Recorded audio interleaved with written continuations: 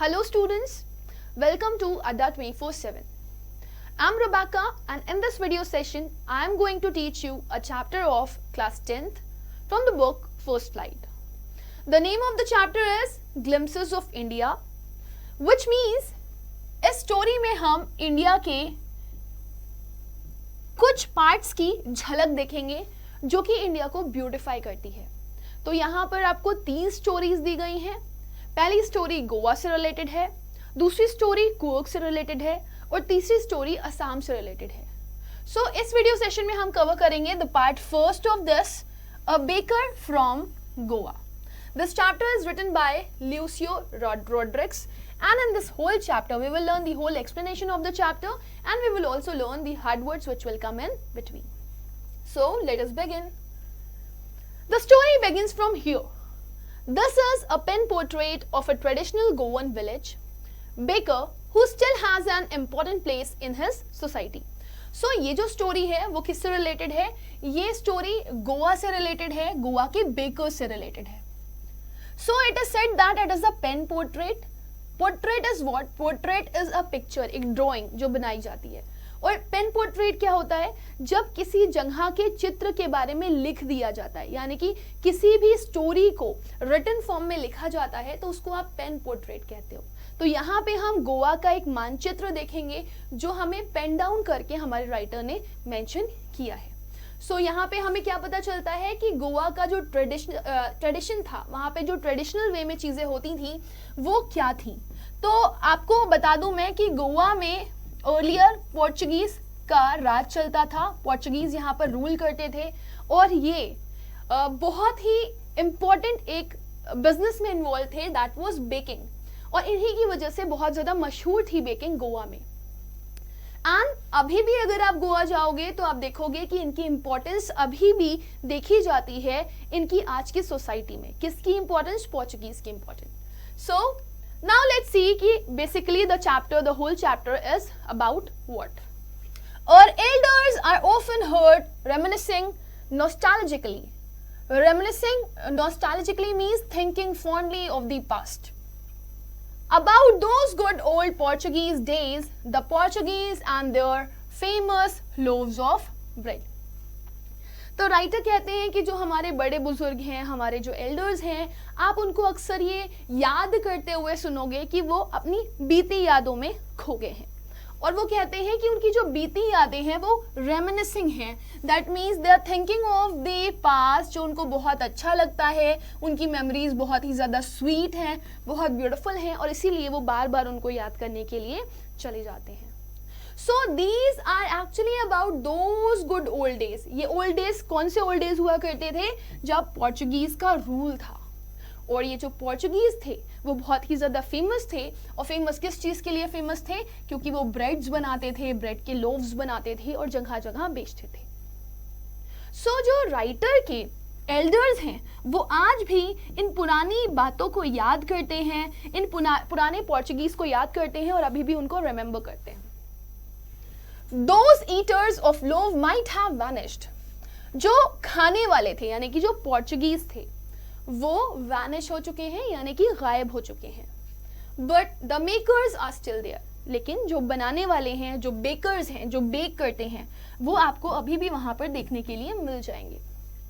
We still have amongst us the mixers, the molders and those who bake the loaves. सो ये mixers, moulders और bakers ये क्या है मैं आपको बताती हूँ. एक्चुअली जब आप ब्रेड को बनाते हो तो ब्रेड को बनाने के लिए मल्टीपल प्रोसेस का इस्तेमाल किया जाता है. सबसे पहले जो ब्रेड का आटा होता है, फ्लोर होता है, उसे मिक्स किया जाता है. आप यहाँ पे देख सकते हो मिक्स किया जाता है. फिर उसे मोल्ड किया जाता है. मोल्ड का मतलब है उसे एक शेप दिया जाता है. जैसे आप यहाँ पर देख सकते हो मोल्डिंग करी जा रही है, उसको शेप दिया जा रहा है. और उसके बाद उसे भट्टी में डाल दिया जाता है. क्या करने के लिए? बेक करने के लिए, जो आप यहाँ पर देख सकते हो. तो ब्रेड को बनाने में जो प्रोसेस इन्वॉल्व है उसके लिए मिक्सर्स, मोल्डर्स और बेकर्स की जरूरत पड़ती है. और वो मिक्सर्स, मोल्डर्स और बेकर्स आज भी गोवा में देखे जा सकते हैं, लेकिन जो खाने वाले लोग हैं वो वैनिश हो चुके हैं. Those age old time tested furnaces still exist. उस समय जो भट्टियां होती थी जिनको अच्छे से चेक किया गया था वो बहुत ही अच्छी होती थी, बहुत ही नाइस क्वालिटी की होती थी और वो भट्टियां आज भी एग्जिस्ट करती हैं. The fire in the furnaces has not yet been extinguished. अभी भी इन भट्टियों की जो आग है वो बुझी नहीं है. अभी भी अगर आप देखोगे तो यहाँ पर आपको बहुत सारे लोग ऐसे मिल जाएंगे जो इन फर्नेसेस में बेकिंग प्रोसेस को कर रहे हैं. The furnaces has not been extinguish का मतलब ही यही है कि ये भट्टियां अभी भी वहां पर जल रही हैं और अभी भी वहां पर यूज में लाई जा रही हैं.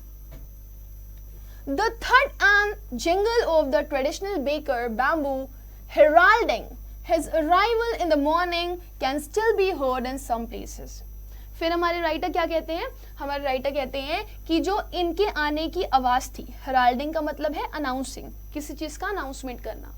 तो जब ये बेकर्स बेचने के लिए आते थे अपनी ब्रेड तो ये आवाज निकालते थे थर्ड की और जिंगल की.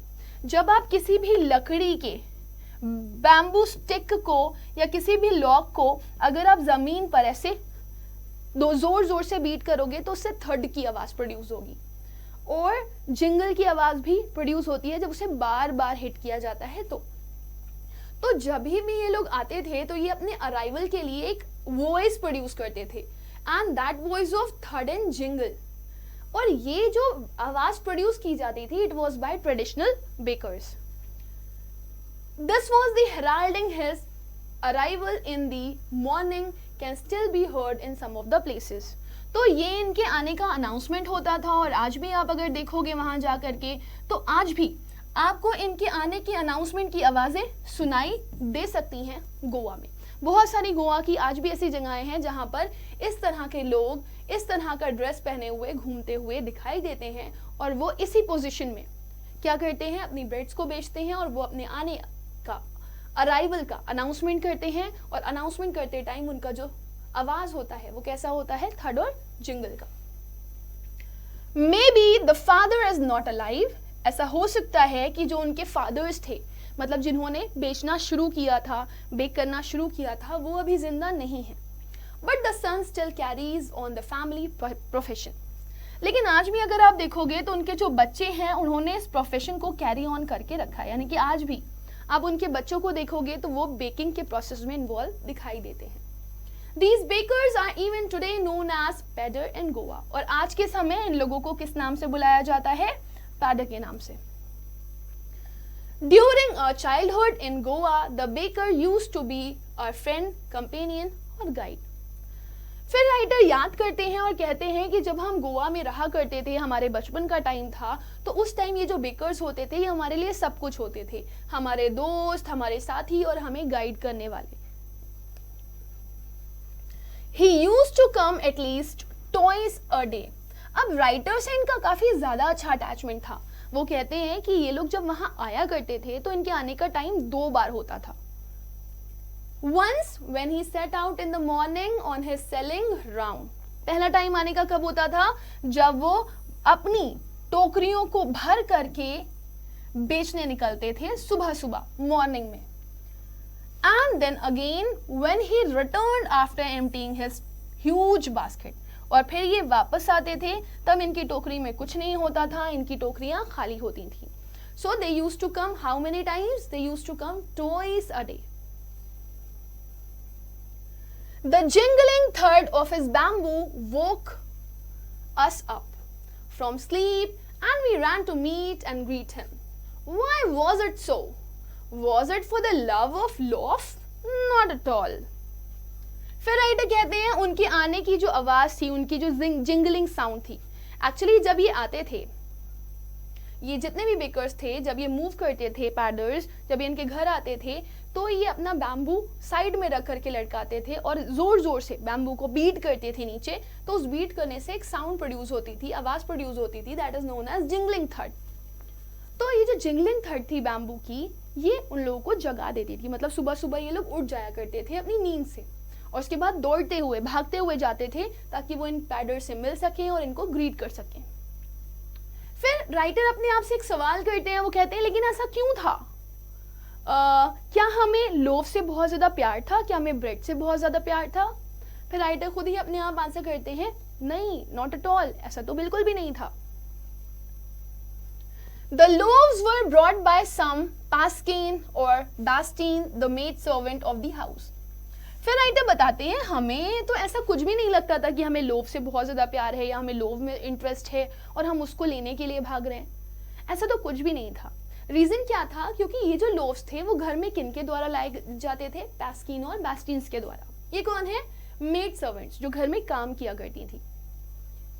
What we longed for were those bread bangles which we chose carefully.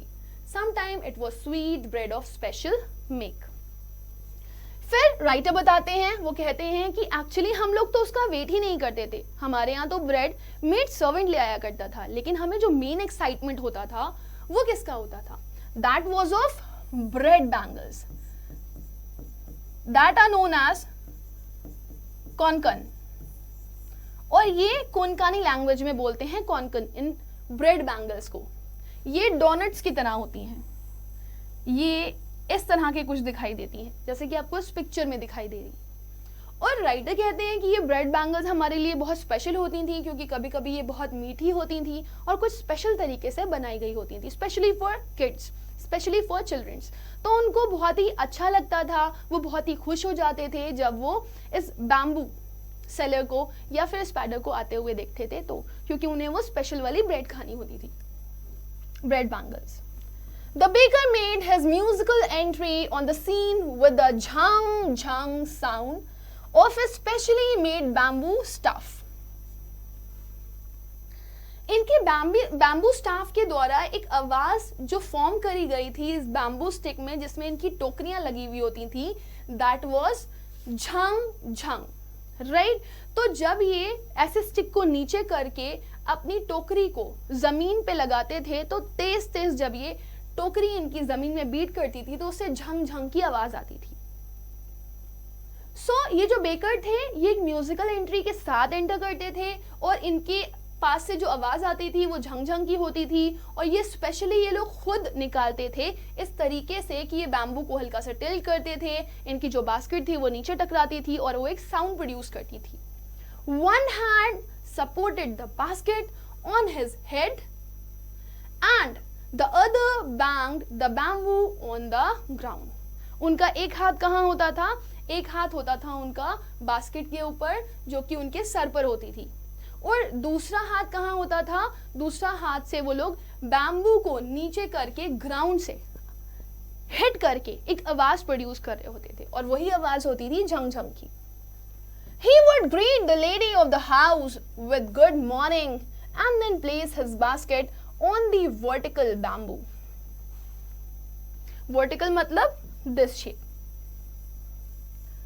तो अक्सर ये लोग क्या करते थे, ये घर जब एंटर करते थे तो घर की जो भी लेडी होती थी उनको गुड मॉर्निंग ग्रीट करते थे, और वो अपनी बास्केट को कहाँ रख देते थे? नीचे रख देते थे वर्टिकल बैम्बू के साथ।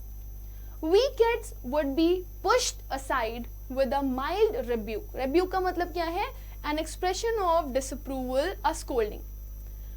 हम लोगों को जो बैम्बू मेकर्स होते थे और ये जो पैडर्स होते थे जो ब्रेड बेचने आते थे, उनके पास जाने नहीं दिया जाता था। एक्चुअली खूब सारे बच्चे उनके पास इकट्ठा हो जाते थे तो बहुत भीड़ लग जाती थी, और जो बड़े थे वो ये चाहते थे कि वो जल्द से जल्द ब्रेड खरीद लें, यहाँ पे बच्चों की भीड़ ना लगे, इस वजह से थोड़ा बहुत उनको डांट दिया जाता था। तो बच्चों को बोला जाता था, चलो चलो चलो साइड हटो, यहाँ पे तुम लोग खड़े मत हो, इकट्ठा मत हो, भीड़ लगाए हुए हो, हम लोग को ब्रेड लेने दो। तो इस तरीके से उनको हल्की फुल्की सी डांट पड़ जाती थी। And the loaves would be delivered to the servant, और उसके बाद जो लोव्स होते थे ब्रेड के वो किसको दे दिए जाते थे? सर्वेंट्स को, नौकरों को। But we would not give up, लेकिन हम लोग हार नहीं मानते थे। We would climb a bench और the parapet and peep into basket somehow. तो क्योंकि हम लोगों को बास्केट के अंदर झांकना होता था कि आखिर बास्केट में किस किस तरह की ब्रेड्स रखी हुई हैं, तो हम लोग क्या करते थे? या तो हम लोग बेंच के ऊपर चढ़ जाते थे या फिर पैरापेट के ऊपर चढ़ जाते थे। What is parapet? पैरापेट दीवार को बोलते हैं, मुंडेरे घर के बाहर जो होती हैं। तो वो लोग क्या करते थे? या तो पैरापेट पे चढ़ जाते थे या तो बेंच पर चढ़ जाते थे, और उसके बाद झांकना शुरू कर देते थे कि उनको कौन सी स्पेशल वाली ब्रेड चाहिए। recall the typical fragrance of those loaves. फिर हमारे राइटर कहते हैं कि आज भी मैं उन टिपिकल फ्रेगनेंसेस को याद करता हूँ, वो खुशबुओं को याद करता हूँ जो उन लोव से आती थी। अगर कभी आप बेकरी जाओगे तो आप बेकरी में जो फ्रेश ब्रेड्स बनती हैं उनकी स्मेल को अपने अंदर लोगे तो आप ये फील कर पाओगे कि उनकी एक स्पेशल टाइप की महक होती है जो बहुत ही खुश कर देती है आपके मन को। तो राइटर याद करते हुए बोलते हैं कि क्योंकि वो ब्रेड्स बहुत फ्रेश होती थी तो उनके अंदर से बहुत अच्छी स्मेल आती थी। Loaves for the elders and the bangles for the children. जो बड़े बड़े लोव्स होते थे वो बड़ों के लिए होते थे और जो बैंगल्स होती थी, जो डोनट्स टाइप के शेप की ब्रेड्स होती थी, वो बच्चों के लिए होती थी। Then we did not even care to brush our teeth or wash our mouths properly. तो क्योंकि वहाँ का एक ट्रेडिशन था कि छोटे बच्चे बैंगल्स वाली ब्रेड खाएंगे और बड़े वाले लोव्स खाएंगे, तो ये लोग बहुत खुश हो जाते थे जब इनके लिए वो बैंगल्स वाली ब्रेड आती थी, क्योंकि इनका एक्साइटमेंट इस लेवल तक होता था कि ये ब्रश ही नहीं करते थे अपने टीथ्स को, ना ही अपना मुंह ढंग से धोते थे। एंड वाई शुड वी, फिर राइटर कहते हैं कि और मैं क्यों धोऊं अपना मुंह। Who would take the trouble of plucking the mango leaf for the toothbrush? कौन मैंगो ट्री से अपने लिए टूथब्रश लेके आएगा? What does it mean mango tree से अपने लिए टूथब्रश लेकर के आना? तो मैं आपको बताती हूँ, एक हिंदी में वर्ड यूज करते हैं दातून। तो जो पहले के लोग होते थे वो किसी भी पेड़ की एक छोटी सी डंगाल लेकर के आ जाते थे और उस डार्ट को मुंह में डाल करके वो उससे क्या करते थे, ब्रश करते थे। तो पहले टूथब्रश नहीं होते थे। सो हमारे जो राइटर हैं वो क्या कह रहे हैं कि कौन इतनी मेहनत करे कि वो जा करके मैंगो लीफ को तोड़े और उसके बाद फिर एक स्टिक निकाले और उसको टूथब्रश की तरह इस्तेमाल करे। बहुत ही उनको टाइम टेकिंग प्रोसेस लगता था ये। And why was it necessary at all? मुझे तो ये नहीं समझ में आता कि आखिर इसको इतना नेसेसरी बनाया क्यों है। क्यों हम अपने ब्रश को मुंह में डालें और अपने टीथ्स को साफ करें। The tiger never brushed his teeth. और जो हमारे राइटर हैं वो उस चीज को जस्टिफाई भी कर रहे हैं कि हमें ब्रश क्यों नहीं करना चाहिए, क्योंकि जो टाइगर होता है वो कभी भी अपने ब्रश का इस्तेमाल नहीं करता या फिर अपने दांतों को साफ नहीं करता। Hottie could wash and clean up everything so nicely after all. तो अब यहाँ पर कैसा स्टेटमेंट दिया जा रहा है? अब यहाँ पर स्टेटमेंट दिया जा रहा है कि जो हॉट टी होती है, मतलब जो गर्मा गर्म चाय होती है, वो क्या कर सकती है, वो हमारे दांतों को बहुत अच्छे से साफ कर सकती है। यानी कि आप पहले लोव्स खाओ और लोव्स को खाने के बाद आप क्या करो, गर्मा गर्म चाय पी लो ताकि आपके पूरे दांत साफ हो जाएं। तो यहाँ पर इस पूरे पैराग्राफ में जो हमारे राइटर हैं वो स्टेटमेंट देते हैं कि इनके अंदर इस कदर एक्साइटमेंट होता था इन लोव्स को खाने का कि इनको और कुछ सोचता ही नहीं था। ये फटाफट उसको खाने के लिए निकल जाते थे, ना ही उनको ब्रश करने का होश रहता था और ना ही इनको मुंह धोने का होश रहता था। और उसको जस्टिफाई करने के लिए वो मल्टीपल आंसर्स भी दे रहे हैं। Marriage gifts are meaningless without the sweet bread known as the bowl। फिर राइटर कहते हैं कि जब हमारे यहाँ शादियां होती थी, यानी कि गोवा में जब शादियां होती थी, तो जो मैरिज गिफ्ट्स जाते थे उनका कोई मतलब ही नहीं होता था अगर उनमें स्वीट ब्रेड ना हो। और वो स्वीट ब्रेड्स किस नाम से जानी जाती थी? बोल, BOL, बोल। जस्ट एज अ पार्टी और अ feast loses it's charms without bread. अगर कोई बहुत बड़ी सी दावत है या कोई पार्टी होनी है और अगर उसमें ब्रेड नहीं है तो फिर उस जगह का चार्म चला जाता था, खत्म हो जाता था। Not enough can be said to show how important a baker can be for a village. अब इस बारे में तो हम कुछ भी नहीं कह सकते कि कितनी ज्यादा इंपॉर्टेंस थी ब्रेड की हमारे विलेज में। To show how important a baker can be for a village. अगर बेकर नहीं है तो ब्रेड कौन बनाएगा? तो ब्रेड्स के साथ साथ बेकर्स भी उतने ही इंपॉर्टेंट थे जितने कि वो ब्रेड्स हुआ करती थी। अगर बेकर नहीं है तो ब्रेड नहीं है, और ब्रेड नहीं है तो उनकी लाइफ में किसी तरह का कोई चार्म नहीं है। तो उस ब्रेड का इतना एक्साइटमेंट होता था लोगों के अंदर कि वो चाहते थे कि बेकर हमेशा हमेशा वहीं रहे। The lady of the house must prepare sandwiches on the occasion of her daughter's engagement. Cakes and bollenhas are a must for Christmas as well as the other festivals. जो लेडी होती थी घर की, वो क्या करती थी, वो सैंडविचेस बनाती थी ऑन दी ओकेजन्स, यानी कि जब कोई फेस्टिवल होता था या कोई स्पेशल कार्यक्रम होता था घर पे, या फिर डॉटर की इंगेजमेंट है या मैरिज है, तो जो घर की औरत होती थी वो वहाँ पर सैंडविचेस बनाती थी, ब्रेड के सैंडविचेस। तो अब देख सकते हो कितनी ज़्यादा इंपॉर्टेंट है ब्रेड, कि ब्रेड के सैंडविचेस भी बन रहे हैं। और जब कभी क्रिसमस आता था तो तब केक बनते थे और बॉलिनहास बनते थे with the help of the bread only. तो जितने भी फेस्टिवल हों, जितने भी क्रिसमस हो या जो भी स्पेशल ओकेजन आए, चाहे वो डॉटर की शादी हो या कोई और ओकेजन हो, हर किसी ओकेजन पे breads were very very necessary.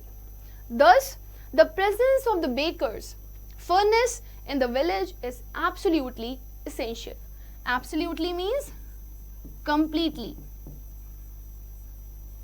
तो इसी वजह से जो प्रेजेंस होती थी बेकर की, जो बेकर की प्रेजेंस थी, वो बहुत ही ज़्यादा इसेंशियल होती थी, बहुत ही ज़्यादा ज़रूरी होती थी।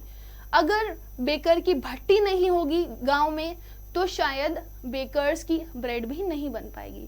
तो चाहे वो बेकर हो, चाहे वो बेकर की भट्टियाँ हो, उन दोनों की ही इंपॉर्टेंस विलेज में बहुत ज़्यादा थी, क्योंकि बिना बेकर और उनकी भट्टियों के किसी भी तरह का कोई भी काम कैरी ऑन नहीं किया जा सकता।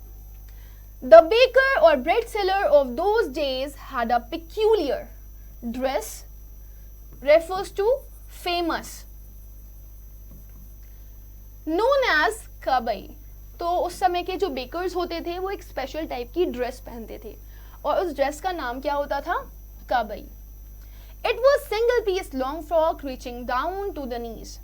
तो आप यहाँ पर देख सकते हो घुटनों के नीचे तक एक बड़ी सी फ्रॉक होती थी, ऊपर से लेकर नीचे तक, जो घुटनों से नीचे जा रही होती थी, और इसी ड्रेस को बोला जाता था काबई, जो एक पीस ऑफ लॉन्ग फ्रॉक होती थी और वो घुटनों के नीचे होती थी। तो इस तरह की ड्रेस जो थी वो ब्रेड सेलर्स पहन करके घूमते थे।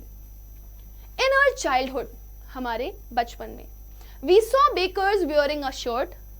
तो जब हम छोटे थे तो हम लोग के टाइम पर जो ये बेकर्स हुआ करते थे वो किस तरह के कपड़े पहनते थे, वो एक शर्ट डाल लेते थे जैसे कि आप यहाँ पर देख रहे हो, एंड ट्राउजर्स, और नीचे ट्राउजर्स पहन लेते थे, which were shorter than a full length ones and longer than the half pants.